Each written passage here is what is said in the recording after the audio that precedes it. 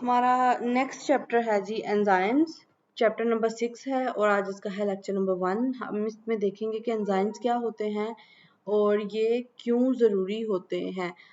Okay, तो introduction क्या है एंजाइम्स का कि जो लाइफ ऑफ लिविंग ऑर्गेनिजम्स है ये रिफ्लेक्शन है कि of what is going on in their bodies, के रिफ्लेक्ट क्या करती है कि बॉडीज के अंदर क्या क्या चल रहा है। The metabolism in the cell of the biochemical reaction that occur in living organisms in order to maintain the life. These processes allow organisms to grow and reproduce, maintain their structures and respond to their environments. जो anabolism है include करता इसमें दो types के, जो metabolism है ना इसमें दो टाइप्स आ जाती हैं रिएक्शंस की, बायोकेमिकल रिएक्शंस की। एक एनाबॉलिज्म होता है, दूसरा कैटाबॉलिज्म होता है।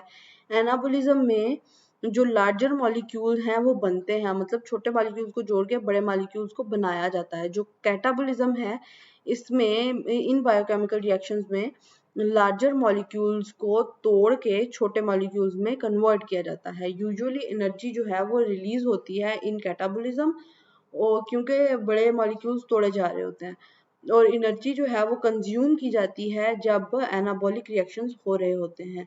इन this way the biochemical reactions are actually energy transfer. अब ड्यूरिंग मेटाबॉलिज्म जो केमिकल्स हैं ट्रांसफॉर्म किए जाते हैं from one form to other by the enzymes. Enzymes क्या है, क्रूशियल हैं मेटाबॉलिज्म के लिए because they act as biocatalyst. मतलब क्या है, कैटालिस्ट का मतलब ये है कि ये कोई भी ऐसी चीज जो किसी भी रिएक्शन को तेज करती हो, उसको स्पीड अप करती हो। तो बायोकेमिकल रिएक्शंस में एंजाइम्स आर द कैटालिस्ट। ये रिएक्शंस को स्पीड अप करते हैं और रेगुलेट करते हैं मेटाबॉलिक पाथवेज को। Enzymes are proteins. Enzymes basically क्या हैं, ये प्रोटीन्स हैं that catalyze biochemical reactions, और क्या करते हैं रिएक्शंस के दौरान अपने आप को चेंज नहीं करते, खुद इनका स्ट्रक्चर या जैसे कि ये होते हैं वैसे के वैसे ही रहते हैं। और the molecules eight which enzyme act उसको हम सबस्ट्रेट कहते हैं। ये नीचे हमें नजर आ रहा है ग्रीन कलर में एंजाइम है, जिसने ऊपर आकर जुड़ना है वो सबस्ट्रेट है।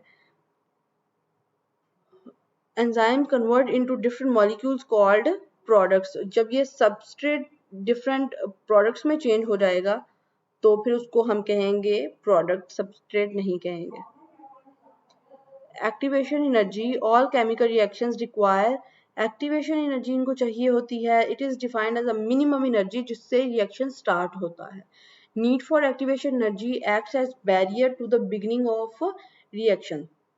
जो एंजाइम है वो उस बैरियर की जो है एनर्जी जो चाहिए होती है उसको कम कर देते हैं, मतलब थोड़ी एनर्जी कर देते हैं। तो requirement of activation energy, thus in the presence of enzymes reactions proceed at a very faster rate. Enzymes lower the activation energy in several ways. They may alter the shape of substrate and reduce the requirement of energy for this change. Some enzyme do so by disrupting the charge distribution on substrate, मतलब जो active site थी उसको change कर देते हैं। Enzymes may also lower the activation energy by bringing substrate in the correct orientation.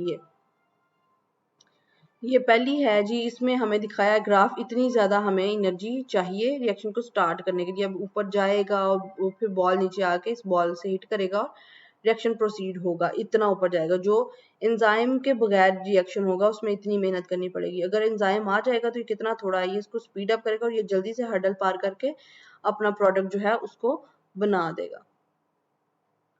Categories कितनी है enzymes की, इनको हम कैटेगराइज करते हैं दो में, इंटरसेलुलर एंजाइम्स और एक्स्ट्रा सेलुलर एंजाइम। जो इंटरसेलुलर एंजाइम्स हैं, enzymes of glycolysis working in the cytoplasm, ये एग्जांपल है हमारे पास कि वो कौन से होंगे। जो एक्स्ट्रा सेलुलर हैं वो pepsin enzyme working in the stomach activity. उसके बाद है जी एंजाइम के कैरेक्टर्स क्या हैं। एंजाइम अलो करता है रिएक्शंस को proceed at the rates which are compatible with the rate of some chemical physical systems which are defined as living. Proteins which lower the energy barrier of reactions such as catalyst, मतलब ये catalyst के तौर पे काम करते हैं, life के जो प्रोसेस हैं अलो करते हैं उनको कि वो एक स्पीडी रिएक्शन रेट पे हों। Influence rates only, do not affect the equilibrium state. Small amount जो है वो प्रेजेंट होती है, स्मॉल अमाउंट की ही ज़रूरत होती है रिएक्शन के लिए। Not consume in reaction, reaction में खुद जैसे होते हैं वैसे के वैसे ही रहते हैं और अगेन एंड अगेन यूज होते हैं। स्पेसिफिसिटी होती है इनकी कि एक एंजाइम एक ही तरह के सबस्ट्रेट के साथ कंबाइन होके प्रोडक्ट बनाता है, हर किसी के साथ नहीं जुड़ जाता। इनहिबिटर्स इसको फूल बनाते हैं, मतलब जैसे सम ड्रग्स पॉइजन्स वगैरह जो हैं वो इसको जो रिएक्शन है उसको इनहिबिट करते हैं।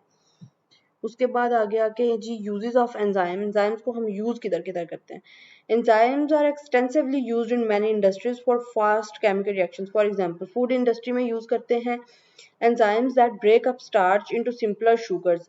उनको हम जी यूज करते हैं वाइट ब्रेड की और बंस वगैरह की प्रोडक्शन में। जो ब्रीविंग इंडस्ट्री है वो क्या करती है, स्टार्च ब्रेक करती है स्टार्च और प्रोटीन्स को। प्रोडक्ट यूज किए जाते हैं यीस्ट फॉर द फर्मेंटेशन। और जो पेपर इंडस्ट्री है वहां पे एंजाइम स्टार्च को ब्रेक करता है, lower its viscosity and aids in making the paper. Biological detergents बनाने में यूज होता है, मतलब प्रोटीज एंजाइम है यूज करता है for the removal of protein stains from the clothes. और जो अमाइलेज एंजाइम है used in the dish washing to remove resistant starch residues. 20 characters हैं हमारे पास एंजाइम के। वो क्या हैं कि जो एंजाइम हैं some are globular proteins and few are RNA based molecule. Enhance करते हैं स्पीड ऑफ बायोकेमिकल रिएक्शंस को, लोअर करते हैं केमिकल एक्टिवेशन एनर्जी को, produce products using specific substrate required in very less amount compare to chemical catalyst. Enzyme can be recycled or reused. Function can be inhibited by inhibitors. Enzymes are larger than substrate। और क्या होता है, active site contain करता है 3 to 12 amino acids होते हैं उसमें। Sensitive होते हैं temperature, pH and substrate concentration में। Active site contains less hydrophobic amino acids, forms enzyme substrate complex. If some enzymes need coenzymes or cofactors, enzymes are both intercellular and extracellular catalysts.